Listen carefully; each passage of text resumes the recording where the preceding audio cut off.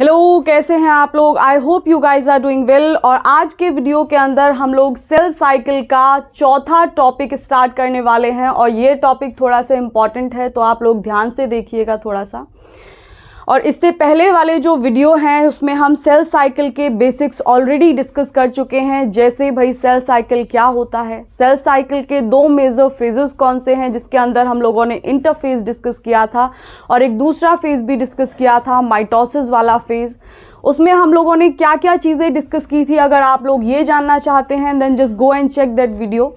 और उसके बाद हम लोगों ने दूसरे वीडियो के अंदर बेसिक्स का सेकंड पार्ट डिस्कस किया था, जिसके अंदर हम लोगों ने देखा था कि जो इंटरफेज होती है, यानी कि सेल साइकिल प्रोग्रेशन की जो पहले वाली फेज़ होती है, उसके अंदर 3 और फेजेस होते हैं, 3 सब फेजेस होते हैं, जिसके अंदर गैप 1 फेज़ था, उसके बाद सिंथेसिस वाला फेज़ आता है and then further on gap 2 वाला फेज़ आता है। तो क्या क्या मेजर ऑल्टरेशंस वहाँ पर देखने मिलते हैं, कौन कौन से माइनर ऑल्टरेशंस वहाँ पर देखने मिलते हैं, या फिर किसी भी फेज़ को कंप्लीट होने में, किसी भी सब फेज़ को कंप्लीट होने में आखिर कितना टाइम लगता है। तो ये सारी चीज़ें हम ऑलरेडी डिस्कस कर चुके हैं। तो अगर आप लोगों ने वो वीडियोस जा कर के चेक नहीं किए हैं तो जा कर के एक बार देख लीजिए।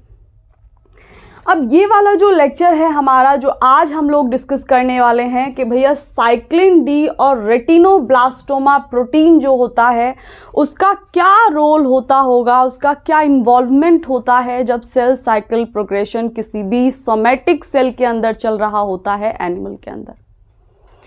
तो इस बात को आप लोग तभी समझ पाएंगे जब आप लोग साइक्लिन और सीडीके वाला वीडियो जाकर के देखेंगे। इससे पीछे वाला वीडियो ही है, मैं हालांकि आपको लिंक डिस्क्रिप्शन में भी दे दूंगी, तो जा कर के आप वो साइक्लिन और सीडीके वाला वीडियो एक बार चेक कर लीजिए, क्योंकि आप लोगों को ये पता होना ज़रूरी है कि भाई साइक्लिन और सीडीके काम कैसे करते हैं। साइक्लिन्स जो होते हैं वो रेगुलेटरी प्रोटीन्स होते हैं, और ये जो रेगुलेटरी प्रोटीन्स होते हैं इन साइक्लिन डिपेंडेंट काइनेजेस यानी सीडीकेस की एक्टिविटी को रेगुलेट करने का काम करते हैं। यानी कि ये जो सीडीकेस होंगे ये डायरेक्टली इनडायरेक्टली साइक्लिन्स पर डिपेंडेंट होते हैं एक्टिव होने के लिए।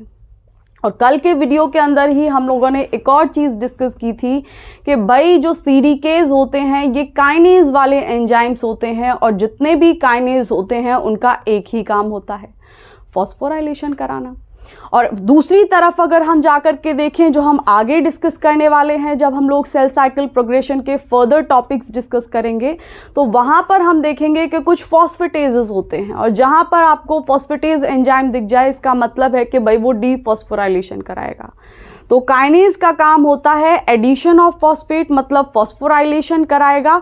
और वहीं पर अगर फॉस्फेटेज की बात करें तो इस फॉस्फेटेज का काम होता है कि भाई फॉस्फेट को रिमूव कराना, यानी डीफॉस्फोराइलेशन में ये इन्वॉल्व होता है। तो ये सारी चीज़ें आप लोगों को पता होनी चाहिए। तो एक बार I am not saying that just go and check that basics वाला पार्ट, आप लोगों को ऑलरेडी भी पता होंगी कि इंटरफेस क्या होती है, उसमें ऑल्टरेशंस कौन कौन से होते हैं, मेजर चेंजेस कौन से देखने मिलते हैं, या फिर माइटोसिस वाला फेज़ क्या होता है, उसके अंदर मेजर चेंजेस क्या होते हैं।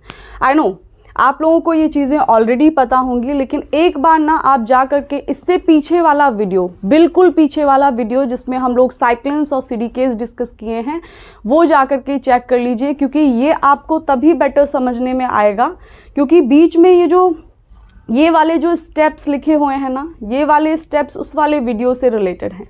हालांकि मैं समझाने की पूरी कोशिश करूँगी इसी वीडियो के अंदर कि आप लोगों को सारी चीज़ें समझने में आ जाएँ, but still I would recommend you to go and just check that video of cyclins and CDKs, right? तो फिलहाल के लिए अभी स्टार्ट कर लेते हैं कि भाई साइक्लिन का, साइक्लिन डी का, और साइक्लिन डी अगर आप लोगों को याद आ रहा हो तो ये कौन सी वाली फेज में काम करता है, टेल मी। कल हम लोग ये भी डिस्कस किए हैं कि जो साइक्लिन डी होता है जब G1 फेज़ चल रही होती है, यानी इंटरफेज की जब पहली फेज़ चल रही होती है G1 फेज़, उसके अंदर जो साइक्लिन होता है वो साइक्लिन डी होता है। जब कोई भी सेल, कोई भी एनिमल का सोमैटिक सेल G1 फेज़ से S फेज़ की तरफ शिफ्ट होता है, उस केस में साइक्लिन दूसरा आ जाता है और उस साइक्लिन का नाम होता है साइक्लिन ई। और जैसे ही ये animal somatic cell G1 phase से S1 फेज से निकल करके S1 फेज में ही होगा। उस वक्त जो साइक्लिन काम कर रहा होता है वो होता है साइक्लिन A। तो ये सारी चीज़ें हम ऑलरेडी डिस्कस कर चुके हैं। हर फेज़ के अंदर एक अलग अलग CDKs भी होते हैं और वो CDKs कौन से होते हैं ये भी आपको उसी वीडियो के अंदर पता चलेगा। तो मैं चाहूँगी कि आप लोग पहले वो वीडियो चेक करके आएँ, उसके बाद ये वाला वीडियो आप लोग देखें, ठीक है। तो फिलहाल के लिए स्टार्ट कर लेते हैं। देखो इधर, तो ये बात तो आप लोगों को पता है कि भाई ये जो साइक्लिन डी होता है, जब सेल साइकिल प्रोग्रेशन किसी भी एनिमल की सोमेटिक सेल में चलता है तो साइक्लिन डी हमारा इंटरफेज की पहली फेज में काम करता है। और साइक्लिन होते क्या हैं, साइक्लिन डी है क्या? साइक्लिन डी जो है या फिर साइक्लिन्स जो होते हैं वो रेगुलेटरी प्रोटीन्स होते हैं और ये जो रेगुलेटरी प्रोटीन्स होते हैं ये CDKs की एक्टिविटी को रेगुलेट करते हैं। यानी कि CDK काम करेगा या नहीं करेगा, इस बात की जिम्मेदारी या फिर इस बात का एक तरीके से ये बात निर्भर होती है इन साइक्लिन्स पर, इन रेगुलेटरी प्रोटीन्स पर। वो कैसे होती है वो आप लोग अभी देखने वाले हैं। और हम दूसरी चीज़ जो यहाँ पर डिस्कस करने वाले हैं इस वाले पार्ट में सेल साइकिल प्रोग्रेशन के, वो ये डिस्कस करने वाले हैं कि भाई एक प्रोटीन होता है रेटिनोब्लास्टोमा प्रोटीन करके। ये रेटिनोब्लास्टोमा प्रोटीन क्या इन्वॉल्वमेंट शो करता है सेल साइकिल प्रोग्रेशन के दौरान। तो तैयार हैं आप लोग? Are you guys like excited, interested, है ना? I know. तो चल लेते हैं, डिले नहीं करते क्योंकि ऑलरेडी बहुत बकवास कर चुके हैं अभी। So let's start with this. अब देखो होता क्या है, मैंने कल एक चीज़ आप लोगों को समझाई थी, अगर आप लोगों को वो चीज़ याद हो, यहाँ पर हम लोग मिटा लेते हैं इसको। और मैंने ये समझाया था कि भाई मान लो कोई एनिमल की सोमेटिक सेल है और वो एनिमल की सोमेटिक सेल, अब इसमें मत बना देना इसको, ये वाली प्रोसेसिंग के अंदर इसको मत इन्वॉल्व कर देना, ये मैं समझाने के लिए आप लोगों को बना रही हूँ, ठीक है। तो मान लो कोई एनिमल सोमेटिक सेल है और उसने अभी अभी एक माइटोटिक डिवीज़न कंप्लीट किया है। तो जब वो माइटोटिक डिवीज़न पहले वाला कंप्लीट कर लेगी उसके बाद उस सेल में एक और साइकिल चलेगा, दूसरा सेल साइकिल प्रोग्रेशन स्टार्ट हो जाएगा और फिर वो जो सेल है वो माइटोटिक डिवीज़न से इंटरफेज के G1 फेज में एंटर करेगी। ये बात तो समझने में आ रही होगी क्योंकि ऑलरेडी बेसिक्स 1 और बेसिक्स पार्ट 2 के अंदर हम लोग ये चीज़ें डिस्कस किए हैं। तो मैं यहाँ क्या समझाने की कोशिश कर रही हूँ आप लोगों को कि भाई कोई एनिमल सोमेटिक सेल है जिसने अभी अभी ये माइटोटिक वाली फेज को कंप्लीट किया है, ठीक है। तो जैसे ही ये माइटोटिक वाली फेज को कंप्लीट करेगी उसके बाद ये जो सेल होगी ये अगले सेल साइकिल में इन्वॉल्व होगी और जैसे ही अगले सेल साइकिल में ये इन्वॉल्व होगी ये सबसे पहले इंटरफेज के पहली फेज में जाएगी जिसको हम नाम देते हैं G1 फेज।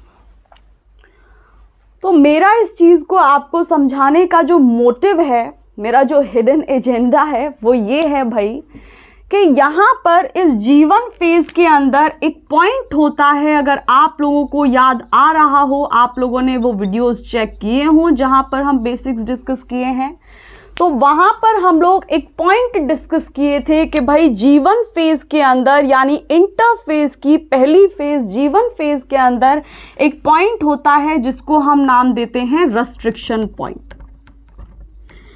और ये जो हमारा रेस्ट्रिक्शन पॉइंट होता है इसको हम स्टार्ट पॉइंट भी नाम देते हैं। और ये जो हमारा स्टार्ट पॉइंट और रेस्ट्रिक्शन पॉइंट होता है इसको कुछ फैक्टर्स कंट्रोल करते हैं, यानी कि कुछ ग्रोथ फैक्टर्स कंट्रोल करते हैं। इसका मतलब ये हुआ कि अगर वो ग्रोथ फैक्टर्स होंगे इस एनिमल सोमेटिक सेल के अंदर तभी ये सेल आगे वाली फेज में मूव करेगी, वरना तो यहीं G1 फेज से ये सेल G0 फेज यानी रेस्टिंग फेज में चली जाएगी और कोई सेल साइकिल प्रोग्रेशन इस सेल के अंदर नहीं चलेगा। इतनी बात पता है आप लोगों को, है ना? तो अभी मैं यहाँ क्या समझाने की कोशिश कर रही हूँ आप लोगों को कि जो रेस्ट्रिक्शन पॉइंट और स्टार्ट पॉइंट है इस रेस्ट्रिक्शन पॉइंट और स्टार्ट पॉइंट को हमें कुछ ग्रोथ फैक्टर्स पकड़ाने होते हैं। और जब कुछ ग्रोथ फैक्टर्स जैसे कौन कौन से थे, कल हम लोग डिस्कस किए थे, याद आ रहा हो तो, कल नहीं परसों वाले वीडियो के अंदर हम लोग डिस्कस किए हैं कि कुछ ग्रोथ फैक्टर्स होते हैं जैसे एपिडर्मल ग्रोथ फैक्टर हुआ, प्लेटिलेट ड्राइव्ड ग्रोथ फैक्टर हुआ यानी PDGF, EGF, और ये सारी चीज़ें हम लोग सेल सिग्नलिंग के अंदर भी डिस्कस कर रहे होंगे डिटेल में। फिलहाल के लिए ये समझ लो कि सेल साइकिल प्रोग्रेशन के अंदर जो G1 फेज़ होता है और G1 फेज़ के अंदर भी रेस्ट्रिक्शन और स्टार्ट पॉइंट होता है, उसकी एक्टिविटी को रेगुलेट करने का काम या फिर उसको कंट्रोल करने का काम इन ग्रोथ फैक्टर्स को अलॉट किया गया है, जैसे EGF, जैसे PDGF यानी प्लेटिलेट डिराइव्ड ग्रोथ फैक्टर्स। इतनी बात पल्ले पड़ी, ठीक है। तो अभी मैं यहाँ क्या समझाने की कोशिश कर रही हूँ आपको, वो ये समझाने की कोशिश कर रही हूँ कि यहाँ पर जो स्टार्टिंग होने वाली है यानी साइक्लिन डी और रेटिनोब्लास्टोमा प्रोटीन का जो हम रोल पढ़ने वाले हैं कि भाई इनका रोल क्या होता है सेल साइकिल के अंदर, वो आपको तभी समझ में आएगा क्योंकि स्टार्टिंग माइटोजेंस से हो रही है। अब ये माइटोजेंस क्या हैं? यही जो ग्रोथ फैक्टर्स हैं जो इस रेस्ट्रिक्शन पॉइंट को कंट्रोल करने का काम कर रहे हैं, इन्हीं ग्रोथ फैक्टर्स का दूसरा नाम होता है माइटोजेंस। तो मेरा जो हिडन एजेंडा था आप लोगों को ये डायग्राम ड्रॉ करके समझाने का, वो यही था क्योंकि स्टार्टिंग माइटोजेंस से हो रही थी। और आई नो कि कुछ लोग आप में से ऐसे भी होंगे जो इसी वीडियो को देखने आए होंगे, you have not seen other videos, तो आप लोगों को पता होना चाहिए कि what are mitogens, right, what are these growth factors and how they are regulated, ठीक है। तो फिलहाल के लिए आप ये समझो अब कि भाई होता क्या है एक्चुअल में। जो हमने इरेज किया था वो हम लोग बाद में बना लेंगे जब हम लोग इस स्टेप पर आ जाएंगे। तो एक्चुअल में होता क्या है कि जिस एनिमल सोमेटिक सेल के अंदर सेल साइकिल प्रोग्रेशन चल रहा होता है या फिर सेल साइकिल चल रहा होता है, तो उसमें क्या होता है कि G1 फेज के अंदर यानी इंटरफेज की जो गैप 1 फेज होगी, G1 फेज होगी, वहां पर रेस्ट्रिक्शन पॉइंट पर कुछ ग्रोथ फैक्टर्स और माइटोजेंस आ जाएंगे, जिसके बाद ही वो जो एनिमल सोमेटिक सेल है वो G1 फेज से बढ़ करके S फेज की तरफ मूव करेगी। और अगर ये माइटोजेंस और ग्रोथ फैक्टर्स नहीं होंगे तो कुछ भी कर लो, वो जो एनिमल सोमेटिक सेल है वो क्या करेगी, वो क्वेस्केंट फेज में चली जाएगी, यानी कि वो रेस्टिंग फेज में चली जाएगी। क्यू नॉट फेज जिसे हम बोलते हैं, क्यू नॉट नहीं, जिसे हम G नॉट फेज बोलते हैं, ठीक है। तो होता क्या है कि भाई किसी भी एनिमल सोमेटिक सेल के अंदर सेल साइकिल प्रोग्रेशन को ठीक से चलते रहने के लिए ये जो ग्रोथ फैक्टर्स हैं और माइटोजेंस हैं, इनका होना ज़रूरी है। और क्यों ज़रूरी है? क्योंकि अगर ये नहीं होंगे, अगर ये एब्सेंट होंगे किसी भी एनिमल सोमेटिक सेल के अंदर, तो वो जो सेल है जिसके अंदर सेल साइकिल प्रोग्रेशन चल रहा है, वो सेल G1 फेज से S फेज में ना जा करके G1 फेज से G नॉट फेज में चली जाएगी, यानी रेस्टिंग फेज में चली जाएगी और सेल साइकिल प्रोग्रेशन आगे नहीं बढ़ेगा। इतनी बात आई समझ में? तो होता क्या है कि भाई जब G1 फेज के अंदर किसी भी एनिमल सोमेटिक सेल को ये माइटोजेंस और ग्रोथ फैक्टर्स मिल जाते हैं रेस्ट्रिक्शन पॉइंट के अंदर, तो ये माइटोजेंस और ग्रोथ फैक्टर्स क्या करते हैं, उसी G1 फेज के अंदर RTK सिग्नलिंग को स्टार्ट कर देते हैं। और ये RTK क्या होती है? ये टायरोसिन काइनेज की सिग्नलिंग होती है। और इसके बारे में हम लोग कहाँ पढ़ रहे होंगे, इसके बारे में हम लोग सिग्नलिंग के अंदर डिस्कस करेंगे। GPCR के बाद जो दूसरी सिग्नलिंग हम लोग डिस्कस करेंगे वो RTK ही होगी।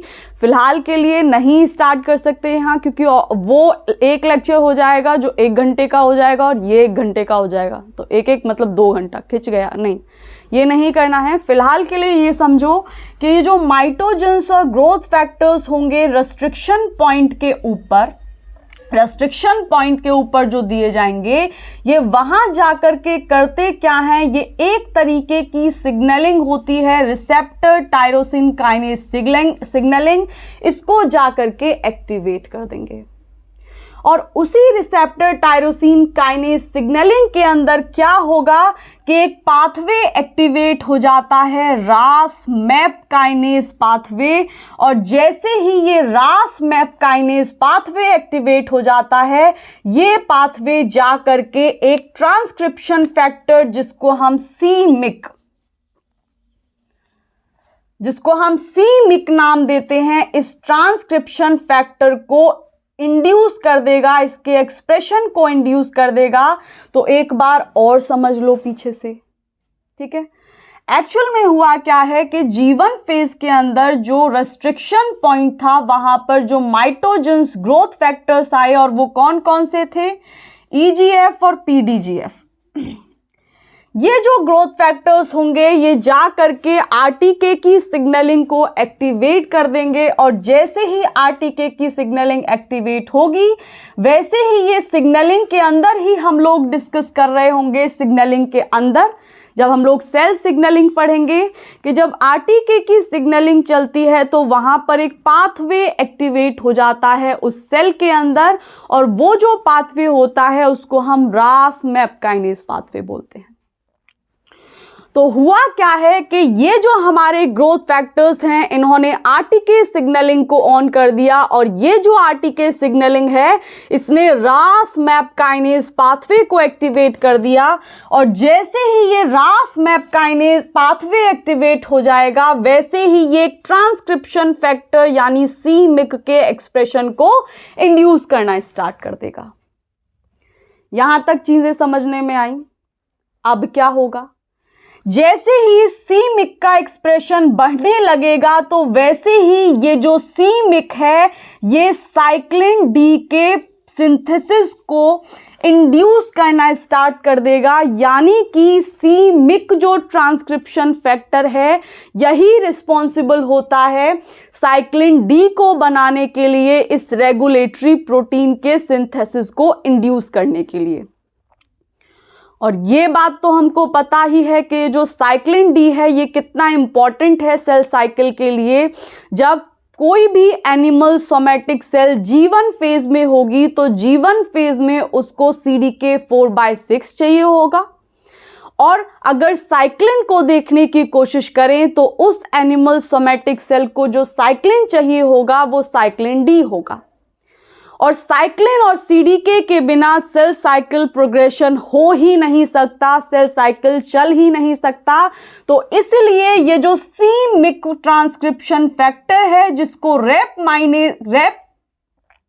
रास मैप काइनेज पाथवे के द्वारा एक्टिवेट किया गया है, ये फैक्टर इंपॉर्टेंट हो जाता है, क्योंकि यही फैक्टर रिस्पॉन्सिबल है साइक्लिन डी रेगुलेटरी प्रोटीन के सिंथेसिस के लिए।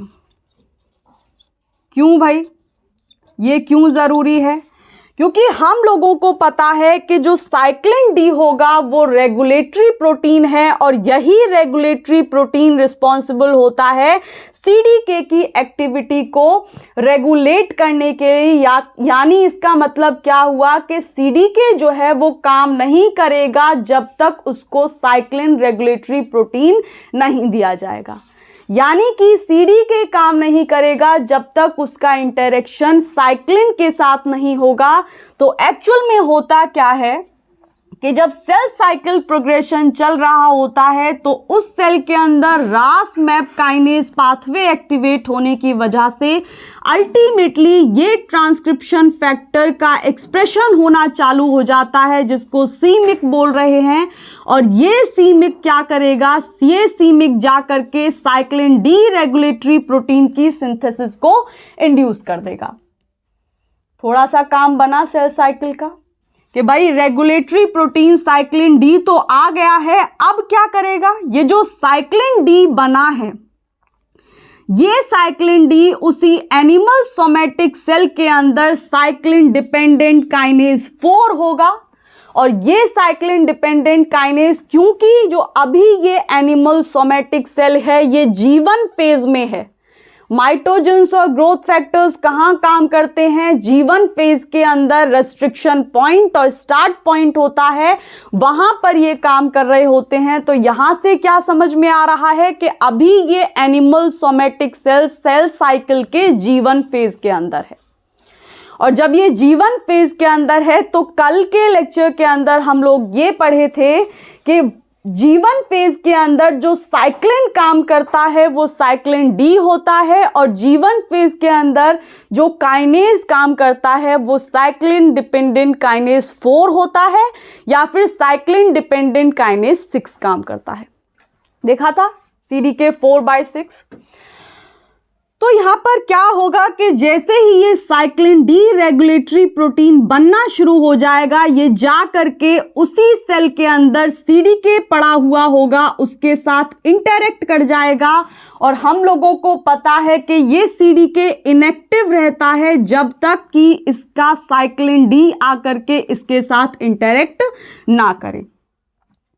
और जैसे ही इन दोनों का इंटरेक्शन होगा, यहां पर देखो ये CDK 4 है, ये रहा CDK 4 G1 फेज के अंदर, और आकर के साइक्लिन डी इससे इंटरेक्ट कर गया। लेकिन अभी भी जब ये दोनों इंटरेक्ट कर जाएंगे तब भी ये जो हमारा साइक्लिन CDK कॉम्प्लेक्स बना है ये इनएक्टिव ही रहने वाला है।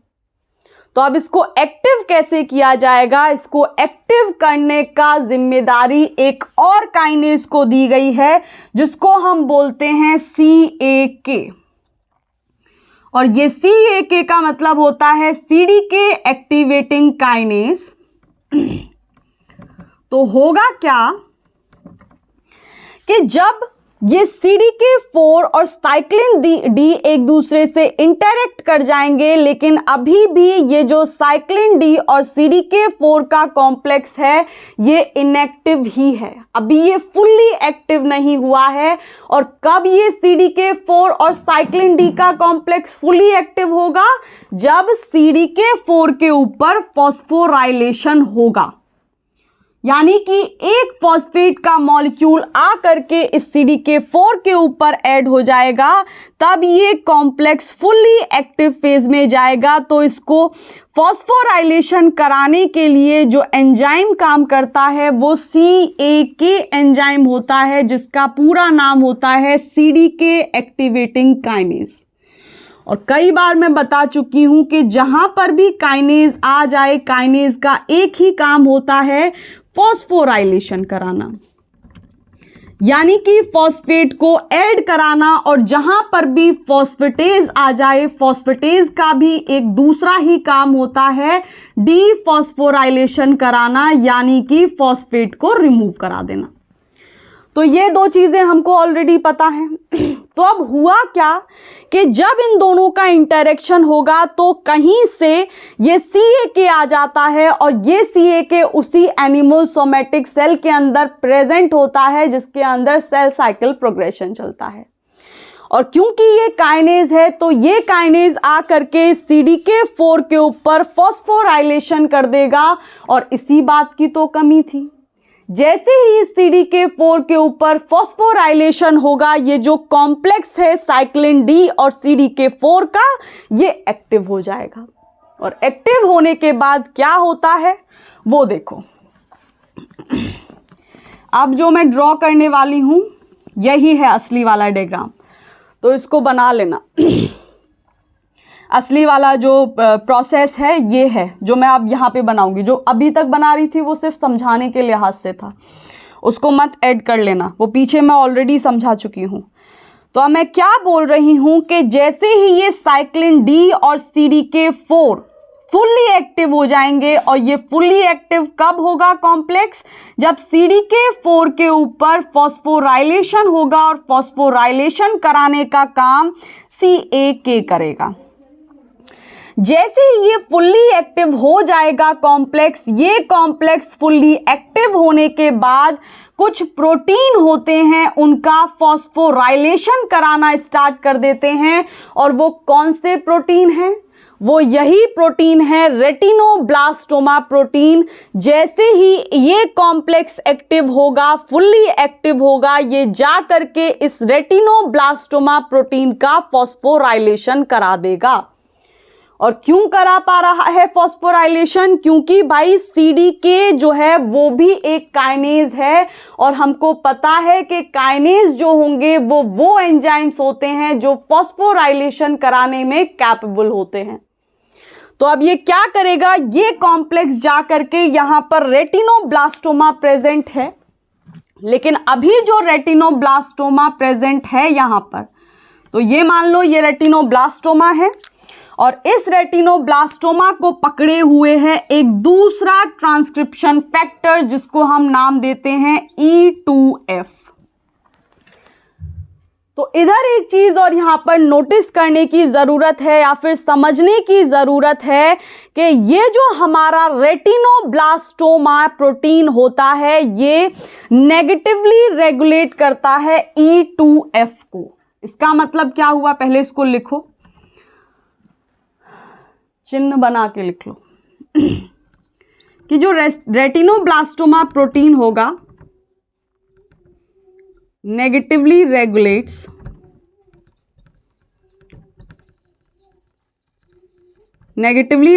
What, E2F। तो देखो अब E2F क्या है और ये रेटिनोब्लास्टोमा क्या है, इन दोनों में से कौन ज्यादा इंपॉर्टेंट है सेल साइकिल के प्रोग्रेशन के लिए? दोनों ही इंपॉर्टेंट है, लेकिन आगे देखते हैं इनका काम क्या होता है। तो एक्चुअल में हम लोग कहाँ से आए हैं कि अभी हमारा जो कॉम्प्लेक्स है साइक्लिन डी और CDK4 का वो फुल्ली एक्टिव हुआ है, और जैसे ही ये फुल्ली एक्टिव होगा ये जा करके इस रेटिनोब्लास्टोमा के ऊपर फॉस्फोराइलेशन करा देगा। और यहां पर ये जो पॉइंट लिखा हुआ है कि ये जो रेटिनोब्लास्टोमा प्रोटीन होता है ये E2F की एक्टिविटी को नेगेटिवली रेगुलेट करता है। इसका मतलब ये है कि जब तक ये E2F के साथ रेटिनोब्लास्टोमा प्रोटीन लगा हुआ होगा तब तक ये E2F काम नहीं करेगा, इसकी एक्टिविटी ब्लॉक रहेगी। इसका मतलब ये हुआ कि E2F को काम करने के लिए रेटिनोब्लास्टोमा को इसके साथ से हटाना होगा, इसके इंटरेक्शन को तोड़ना होगा। तो ये जो हमारा कॉम्प्लेक्स होता है साइक्लिन डी और CDK4 कॉम्प्लेक्स, ये आ करके इस रेटिनोब्लास्टोमा के ऊपर फॉस्फोराइलेशन करा देता है, और जैसे ही इस रेटिनोब्लास्टोमा प्रोटीन के ऊपर फॉस्फोराइलेशन होगा ये E2F फ्री हो जाता है। और अब जब E2F फ्री हो जाता है तो जो काम इसको अलॉट किया गया है या फिर जो काम ये कर सकता है वो काम करना स्टार्ट कर देता है। और वो काम क्या है वो देखो। तो अभी हमने क्या देखा कि इस कॉम्प्लेक्स ने जाकर के ये रेटिनोब्लास्टोमा दिख रहा होगा, इस रेटिनोब्लास्टोमा के ऊपर फॉस्फोराइलेशन करा दिया। और फॉस्फोराइलेशन क्यों करा पाया है? क्योंकि CDK भी एक तरीके के काइनेज ही होते हैं, and kinase are simply responsible for phosphorylation. Kinases simply responsible होते हैं फॉस्फोराइलेशन के लिए। तो अब यहां पर आप लोग देखो कि रेटिनोब्लास्टोमा के ऊपर जैसे ही फॉस्फोराइलेशन होगा वैसे ही रेटिनोब्लास्टोमा बावला हो जाएगा। इसका मतलब ये होगा कि रेटिनोब्लास्टोमा फॉस्फोराइलेशन के बाद E2F के लिए अपनी एफिनिटी लूज कर देगा और ये E2F के साथ फर्दर बाइंड नहीं रह पाएगा। इसका मतलब E2F फ्री हो गया। अब E2F टॉक्सिक रिलेशनशिप में नहीं है, कुछ भी करेगा देखो। तो अब क्या होगा कि ये जो रेटिनोब्लास्टोमा जिसका फॉस्फोराइलेशन हुआ है वो यूबिक्विटिनाइलेशन होगा उसका। और यूबिक्विटिनाइलेशन कैसे होता है? यूबिक्विटिनाइलेशन कुछ यूबिक्विटिन के मॉलिक्यूल्स होते हैं जो आ करके बहुत सारे यूबिक्विटिन इस रेटिनोब्लास्टोमा के ऊपर ऐड हो जाएंगे, और जैसे ही वो यूबिक्विटिन इसके ऊपर आकर के ऐड हो जाएंगे इसका डिग्रेडेशन होना शुरू हो जाएगा, क्योंकि यूबिक्विटिन प्रोटियोलाइसिस के लिए रिस्पॉन्सिबल होते हैं। तो अब क्या होगा कि ये डिग्रेड हो जाएगा और जैसे ही ये रेटिनोब्लास्टोमा डिग्रेड हुआ वैसे ही E2F फ्री हो जाएगा। अब देखो E2F नाच रहा है, इधर डांस कर रहा है। अब गाना आप लोग खुद चला लेना किस पे नचवाना है। अब ये है फ्री और फ्री है तो ये है थोड़ा हैप्पी, ठीक है। तो अब जब ये E2F फ्री हुआ तो ये E2F कुछ और चीज़ों के सिंथेसिस को या एक्सप्रेशन को इंड्यूस करता है और उसमें हमारे आगे वाली फेज के साइक्लिन्स आते हैं। जैसा कि हम लोग डिस्कस कर चुके हैं कि साइक्लिन ई जो होता है वो जब animal somatic cell G1 phase से S फेज की तरफ बढ़ रही होती है तो इस साइक्लिन ई की ज़रूरत पड़ती है। तो इस साइक्लिन ई को बनाने का काम ये E2F ही करेगा, इसके एक्सप्रेशन को इंड्यूस करने का काम ये E2F ही करेगा।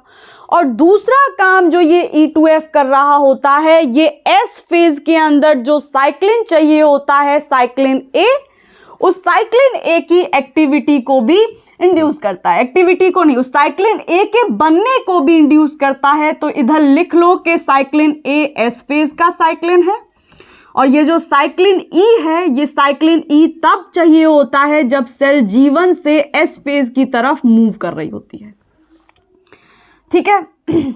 और इतना ज़्यादा खुश होता है इस रेटिनोब्लास्टोमा के अलग होने के बाद, इतना ज़्यादा खुश होता है E2F कि अपने एक्सप्रेशन को भी बढ़ाना शुरू कर देता है। भाई टॉक्सिक रिलेशनशिप में था, ऐसी बात थोड़ी ना है।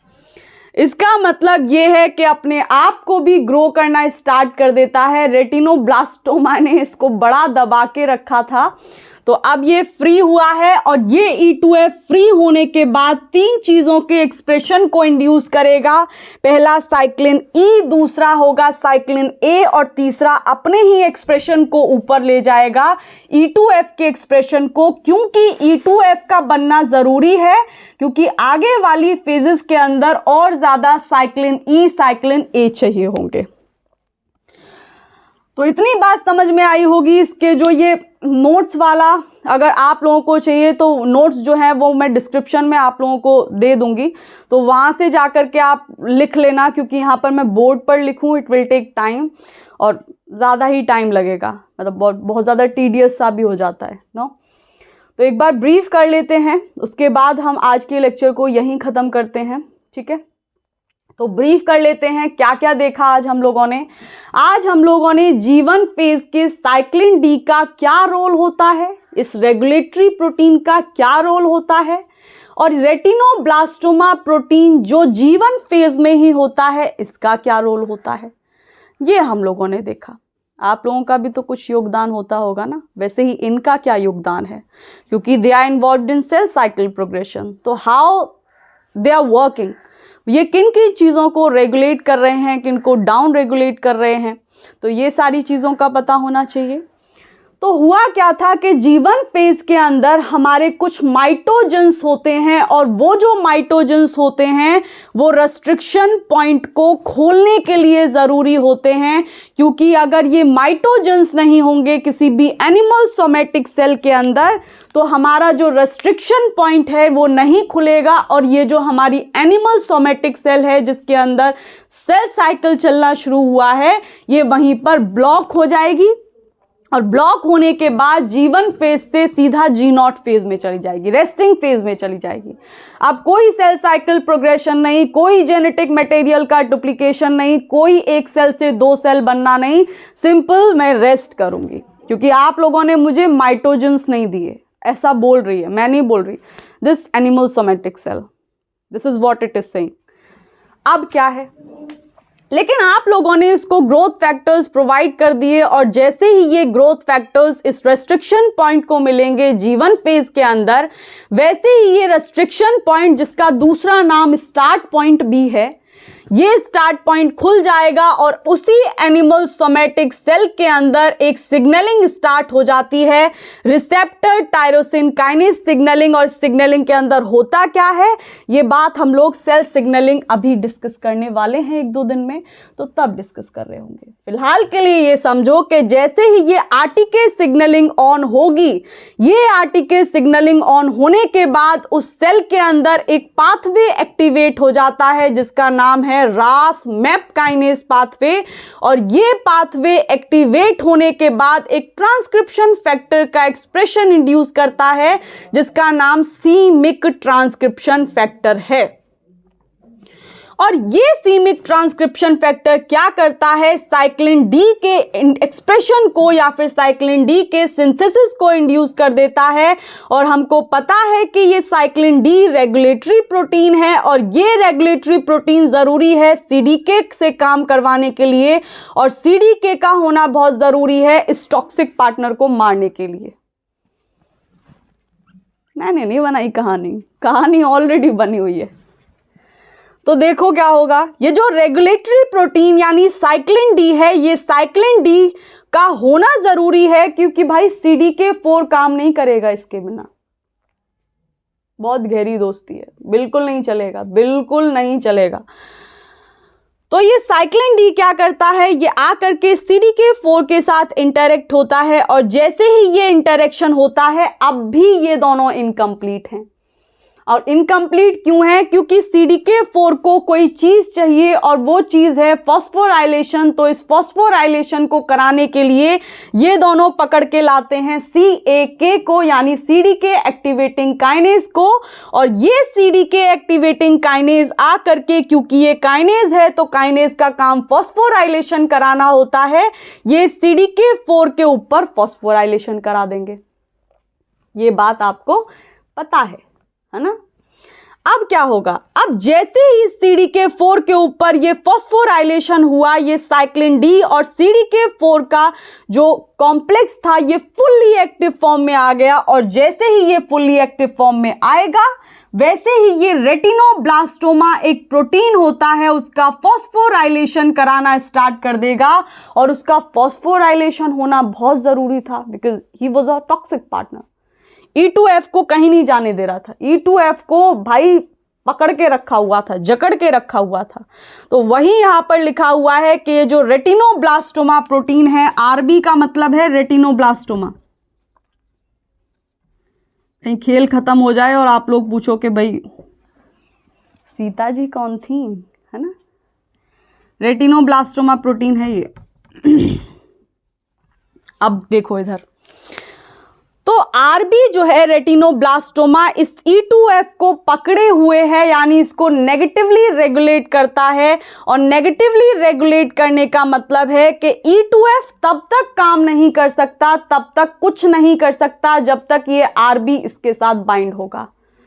तो ये दोनों दोस्त क्या करते हैं, ये दोनों दोस्त जाकर के इस रेटिनोब्लास्टोमा को ढेर करना शुरू कर देते हैं। और ढेर करने का तरीका एक ही होता है कि साइक्लिन डी इसको हेल्प करता है और काइनेज जाकर के रेटिनोब्लास्टोमा का फॉस्फोराइलेशन करा देते हैं। कमजोरी पकड़ ली रेटिनोब्लास्टोमा की, क्योंकि ये रेटिनोब्लास्टोमा जो है इसकी कमजोरी ये है कि भाई कुछ भी हो लेकिन मेरे ऊपर फॉस्फोराइलेशन नहीं होना चाहिए, मेरे ऊपर फॉस्फेट नहीं आना चाहिए। फॉस्फेट आएगा मतलब जहर का काम करेगा। लेकिन ये क्या करते हैं, ये दोनों मिलकर के CDK4 के ऊपर फॉस्फोराइलेशन करा देते हैं। और जैसे ही इसके ऊपर फॉस्फोराइलेशन होता है, वैसे ही ये रेटिनोब्लास्टोमा E2F के लिए, अपने पार्टनर के लिए अपनी एफिनिटी खो देता है। और जैसे ही एफिनिटी खोता है, E2F फ्री और बहुत खुश। ये मत भूल जाना कि बहुत खुश है, बहुत खुश है, अत्यधिक खुश है। अच्छा बड़ा वाला बनाते हैं, ज़्यादा खुश है। दिस फेस ना, ये ज़्यादा खुश है।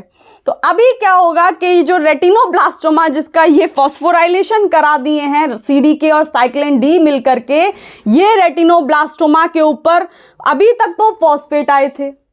अब जो यूबिक्विटिन है कि भाई कोई मर रहा है, जैसे गिद्ध आकर के नोच लेते हैं ना उसको, रेटिनोब्लास्टोमा को यूबिक्विटिन आकर के और नोचना स्टार्ट कर देंगे कि भाई मर रहा है, खा लो जितना खाया जाए। तो इस पर आकर के यूबिक्विटिन ऐड होने स्टार्ट हो जाएंगे, यानी पॉली यूबिक्विटिनाइलेशन हो जाएगा। और आप लोगों को याद होगा कि यूबिक्विटिन किसके लिए रिस्पॉन्सिबल होते हैं? प्रोटियोलाइसिस के लिए, यानी कि इसका डिग्रेडेशन करा देंगे ये यूबिक्विटिन इसके ऊपर लगने के बाद, और फिर क्या होगा कि इसका तो खेल ही खत्म हो गया। अब ये E2F फ्री है, और जब ये फ्री है तो अब ये कुछ काम करेगा, और ये बहुत बड़े बड़े काम करता है, बहुत बड़े बड़े। ये रेटिनोब्लास्टोमा ने इसको पकड़ के रखा था, अब ये काम करना शुरू करेगा। और ये जो पहला काम करता है, ये साइक्लिन E को बनाता है, और साइक्लिन E की ज़रूरत पड़ने वाली है सेल साइकिल प्रोग्रेशन के अंदर। और वो ज़रूरत क्या है कि जब जीवन फेज से एस फेज के अंदर जा रही होगी ये एनिमल सोमेटिक सेल, उस वक्त जो रेगुलेटरी प्रोटीन लगता है वो साइक्लिन E है। भाई कितना बड़ा काम कर रहा है, उसको पकड़ के रखा था ये रेटिनोब्लास्टोमा। दूसरा काम क्या करता है कि साइक्लिन ए को बनाने का काम करता है, उसके सिंथेसिस को इंड्यूस करता है। और साइक्लिन ए मतलब कि सिंथेसिस फेज में, और क्योंकि सिंथेसिस फेज ही इंपॉर्टेंट है, क्योंकि वहीं पर एक डीएनए से 2 डीएनए बनते हैं, एक जेनेटिक मटेरियल से 2 जेनेटिक मटेरियल बनते हैं, यानी कि वहीं पर तो डुप्लीकेशन हो रहा है। और जब वहां पर डुप्लीकेशन हो रहा है तो वहां के लिए जो रेगुलेटरी प्रोटीन चाहिए वो साइक्लिन ए है, और उस साइक्लिन ए को बनाने का काम भी ये E2F ही करता है। आप भी एक बार फॉस्फेट दे देना इसको, थोड़ा सा जहर खिला देना। और कहानी यहाँ खत्म नहीं होती, एक और बात रह गई कि अब क्या होगा भैया कि ये जो हमारा E2F है ये इतना ज्यादा खुश है कि अपने आप की भी तो ग्रोथ करेगा। पकड़ के रखा था, अब फ्री है, घूमने जाएगा, एक्सपीरियंसेस लेगा नए नए। what she can do, like यार ये जेंडर वाला मत पकड़ लेना। अब ये क्या करेगा या करेगी वो आप डिसाइड कर लो, वरना आप मेरे को पकड़ लोगे फिर। तो अपने जो एक्सप्रेशन होगा E2F का, उसके एक्सप्रेशन को भी ये ऊपर करना स्टार्ट कर देगा। और फिर क्या होता है कि इतनी ही कहानी होती है साइक्लिन D और रेटिनोब्लास्टोमा प्रोटीन की। और इसके अगर आप लोगों को नोट्स चाहिए, प्रॉपर नोट्स चाहिए, तो मैं आपको वो डिस्क्रिप्शन में दूंगी, आप लोग वहाँ से टिप लेना, है ना, वहाँ से आप लोग ये ले लेना। और पिछले वाला वीडियो का लिंक भी मैं आपको दे दूंगी। इम्यूनोलॉजी भी हम लोग ख़त्म कर चुके हैं, तो अगर आपको इम्यूनोलॉजी में से कुछ कन्फ्यूज़न हो रहा है तो you can go there and you can check those videos जहाँ आपको कन्फ्यूज़न हो रहा है। कल को हम लोग इस रेटिनोब्लास्टोमा को पढ़ेंगे कि भाई इतना खतरनाक इंसान, इतना साइको किलर वाला इंसान, ये होता कैसा है, क्या क्या काम कर रहा होता है अगर हम म्यूटेशन करा दें इस रेटिनोब्लास्टोमा के जीन के अंदर। क्योंकि रेटिनोब्लास्टोमा प्रोटीन है, कोई जीन होगा जो इसको बना रहा होगा। मॉलिक्यूलर बायोलॉजी में हालांकि हम लोग डिस्कस करेंगे रेप्लिकेशन, ट्रांसक्रिप्शन एंड ट्रांसलेशन, लेकिन फिलहाल के लिए ये समझो कि इस प्रोटीन को बनाने के लिए कोई जीन भी रिस्पॉन्सिबल होगा। तो वो जो जीन होता है इस रेटिनोब्लास्टोमा प्रोटीन को बनाने वाला, वो रेटिनोब्लास्टोमा जीन होता है। तो अगर उसके अंदर म्यूटेशन हो जाए तो उस केस में क्या होगा, तो ये सारी चीज़ें हम लोग कल डिस्कस कर रहे होंगे। और ये भी डिस्कस करेंगे कि अगर रेटिनोब्लास्टोमा प्रोटीन का फंक्शन लॉस हो जाए, यानी कि यही काम करना बंद कर दे, तो क्या होगा। और अगर c-MYC जो ये ट्रांसक्रिप्शन फैक्टर हम यहाँ पर देखे हैं, अगर इसका फंक्शन ज़्यादा होना स्टार्ट हो जाए, यानी इसके अंदर ऐसी म्यूटेशन हो जाए जिसके बाद ये एक्टिव और एक्टिव ही है, इसको पता ही नहीं है कि इनएक्टिव कैसे होना है, तो उस केस में उस इंडिविजुअल के अंदर क्या होगा या उस सेल के अंदर क्या होगा, हम लोग ये देख रहे होंगे। उसके बाद हम लोग सेल फेज कंट्रोल ही कल ही डिस्कस कर लेंगे, सेल फेज कंट्रोल को। और सेल फेज कंट्रोल के अंदर हम लोग कई सारे फैक्टर्स देखने वाले हैं। ORC कॉम्प्लेक्स क्या होता है, CD6 कैसे आकर के बाइंड होता है, CDT1 कैसे आकर के बाइंड होता है, MCM प्रोटीन क्या होता है। तो ये सारी चीज़ें, एमसीएम प्रोटीन जो होता है वो कौन सी वाली फेज में देखने मिलता है, हेलिकेज लोडर कौन कौन होते हैं, तो ये सारी चीज़ें हम लोग कल देखेंगे। और रेप्लिकेशन की लाइसेंसिंग क्या होती है। तो if you guys are interested in all this जो अभी मैंने बोला है, तो आ जाना कल, right. And if you have not subscribed the channel yet, then do subscribe it. You can press the bell icon अगर आप लोगों को अपडेट मिस नहीं करनी है, या फिर अगर सब्सक्राइब कर लोगे तो आकर के देख लिया करना। And you can share these videos to your friends as well who are preparing for exams like GATE, CSIR, NET. और गेट के अंदर भी अगर गेट एक्सेल, गेट BT किसी के लिए भी प्रिपेयर कर रहे हो, you can send these videos to them, क्योंकि सेल साइकिल दोनों में पूछा जाता है। अगर कोई DBT JRF के लिए, ICMR JRF के लिए, बार्क के लिए, DU के एंट्रेंसेस के लिए, MSc वाले एंट्रेंसेस, PhD एंट्रेंसेस के लिए, या फिर लाइक IIT JAM के लिए प्रिपेयर कर रहा है, you can send these videos to them as well. करोगे क्यों ऐसा, यही पूछ रहे होगे ना मेरे से, कि sharing is caring and caring is sharing, right. तो just send these videos to your friends, right. तो कल मिलते हैं, आज के लिए इतना ही। बहुत सारी कहानियाँ बन गई, कल मिलेंगे। Bye bye.